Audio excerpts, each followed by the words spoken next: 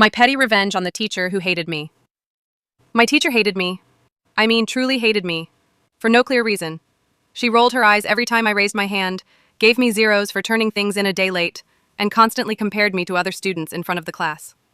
One time, when I answered a question correctly, she just muttered, "Even a broken clock is right twice a day." But the worst part? She once looked me dead in the eye and said, "You're not smart enough for college." At first, I thought maybe I was overreacting. But then it became a pattern. She'd call on me just to embarrass me. She'd grade my work harsher than others. I was just the quiet kid in class, never caused problems, never talked back. But somehow, I was her favorite target. The final straw came during our final project. I stayed up all night writing an essay I was really proud of. When I handed it in, she didn't even read it. She tore it in half in front of everyone and accused me of plagiarism. I didn't plagiarize a single word.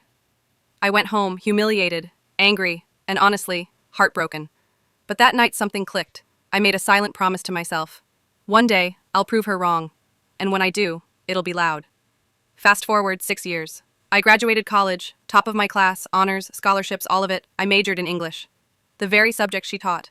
Then, as fate would have it, I got invited back to my old high school to give a speech to the senior class. It was surreal walking into the same auditorium I once sat in as a student. And there she was. Miss R. Sitting in the front row, arms crossed, still smug. When it was my turn to speak, I walked up to the podium and said, "I once had a teacher who told me I wasn't smart enough for college. I remember those exact words because I wrote them down and read them every time I felt like giving up."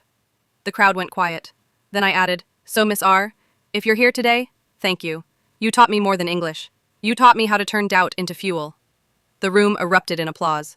Miss R's face, bright red. She couldn't even look me in the eye. After the ceremony, she approached me and said, "You've changed." I smiled, looked her straight in the eye, and replied, "No, I just stopped listening to bad teachers."